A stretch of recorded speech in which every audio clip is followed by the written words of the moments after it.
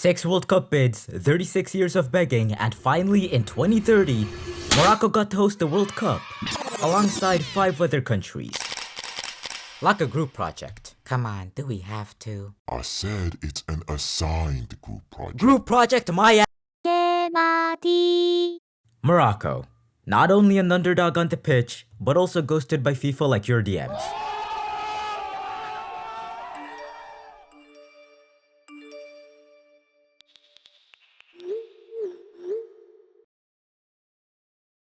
They lost to America, then to France, and then to Germany. And when Africa finally got a turn, Morocco lost to South Africa. But where did all this heartbreak for Morocco begin? Well, I've got a story for you. An absolute betrayal of votes, briberies, and daylight robberies. So let me clue in on how FIFA says hosts are chosen. On paper, bids, democracy, and a clean vote. But in reality, it's corruption, capitalism, and a World Cup hosted in December. Geneva, 1988. Cigars lit, deals whispered, limos idling. FIFA's elite gather, not to play football, but to decide who gets to host it. Italy just bagged the 1990 World Cup, and FIFA looks at Europe and goes, "You've had enough." Our final contenders are Brazil, America, and finally, Morocco. Brazil, you're out. Why? Brazil stadiums were stuck in the 70s and the corruption was doing backflips. FIFA was not risking it. So, now to the final standoff.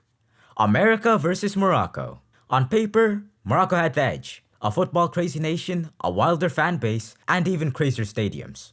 Who am I kidding? It's FIFA we're talking about. Big broadcasting, corporate billions, and a lucrative market that thinks a panenka's a sandwich. Kim, if the Americans knew what a panenka was, they'd be very upset right now. In return, America made a soccer league. And just like that, America got their first World Cup. Not fueled by passion, but by good old-fashioned capitalism. And oh boy, did it work. Despite having no real soccer culture, the 1994 World Cup is the most attended in history, with about 3.6 million fans attending. I guess the only real goals FIFA cares about are the ones with dollar signs. Offside! Well, Morocco tried their best just to get trashed 12-7 by France. We were this close and we blew it. Mexico and Korea, Japan. 2 countries? Is that even allowed? Morocco didn't even bother showing up after that. This time, it was different. Morocco wasn't just showing up. They were here to win. Prepared with all the green lights to host the world's biggest game. 5 new stadiums, billions of dollars, and even Nelson Mandela endorsed them. With the whole continent backing 2 powerhouses, Morocco and South Africa against 3 giants, Germany, England, and Brazil. With 2 strong African contenders, there is no way that 2006 doesn't go to Africa. England completely wiped in the first round. Brazil disqualified for infrastructure issues. Come on dude, it's been 30 years. It's the final showdown. Morocco, South Africa, and Germany. Morocco gets eliminated, and South Africa takes the lead. Germany catches up. The vote tied, and the stakes are even higher. 12-12. Enter Charles Dempsey, New Zealand's FIFA delegate, the man with the final vote. The chance to change the fate of football worldwide. And what does he do? Doesn't vote, just disappears. And with that, Germany wins 12-11. It didn't just cost Africa its first World Cup, South Africa $5.2 billion, Morocco back to square one. Ironically, the 2006 World Cup in Germany had the most African debutants, Ghana, Cote d'Ivoire, Angola, and Togo. So, Africa did make it to the World Cup, but not in the way it wanted to. And what's more, Morocco missed out on qualifying by a single point. But don't think it was over. FIFA finally decided to do some good for once, and guaranteed that the 2010 World Cup would be hosted in Africa, for the first time. Safe to say, Morocco was ecstatic. Finally, the chance to host the continent's first World Cup. Now, who are our African contenders? Egypt, Morocco, South Africa, and a Nigeria-Libya bid? Well, I'm pretty sure it won't get more ridiculous than this, right? So, how does our African tournament go? Nigeria-Libya broke up faster than a TikTok relationship, fighting over who has more oil or who has the worst neighbors. Libya doesn't know what's coming yet. Egypt, you tried. Here's your participation trophy. Now, down to the two favorites. Morocco versus South Africa. Who will carry the pride of Africa? Not sponsored by Kenya Airways. That's actually their slogan, look it up. And down to the final showdown. And the host of the 2010, the 19th World Cup, is the Republic of South Africa. You fucking rigged this! You piece of shit! I always knew the Table Mountains were fake. Security? Well, he is right, we did rig this one. Chillax, what's a bribe between friends?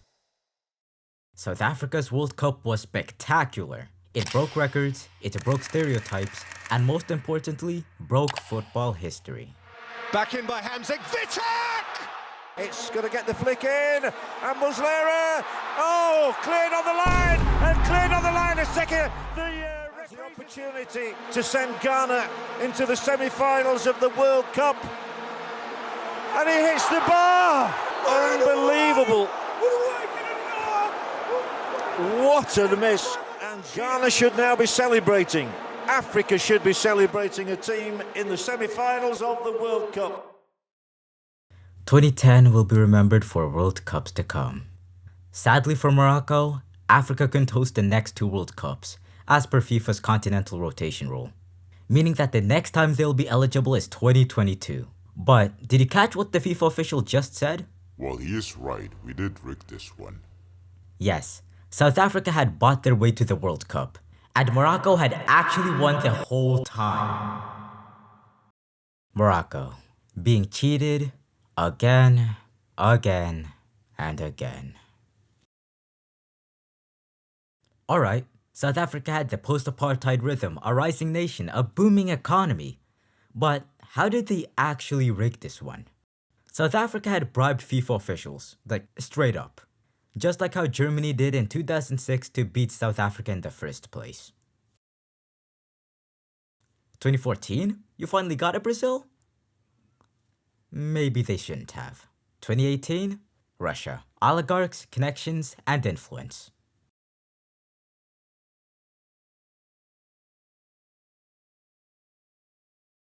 And 2022, our roster. America, Japan, Korea, and Australia, ready to host the World Cup upside down. And all of them disqualified. Or well, you already know. It's Qatar. No football culture, no stadiums, and can't even host in the summer.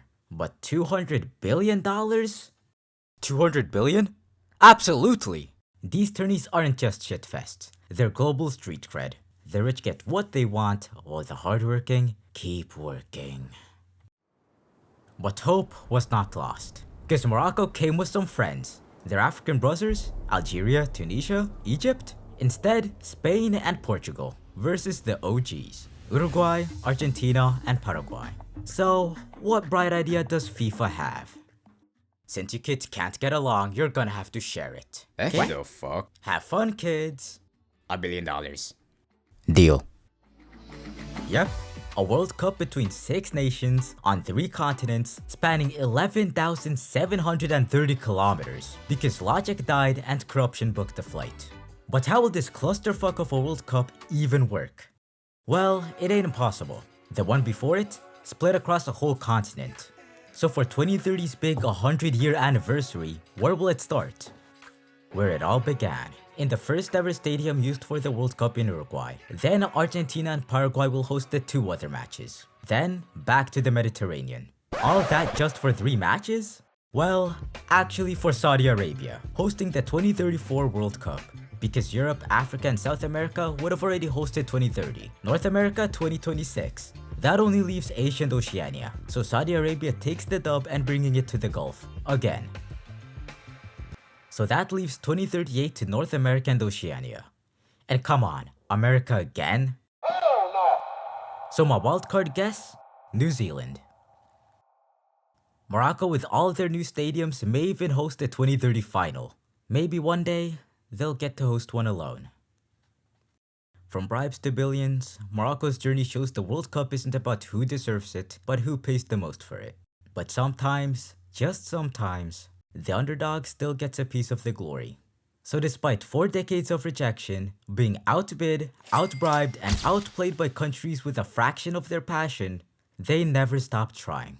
And maybe that's what football is all about. Kimathi.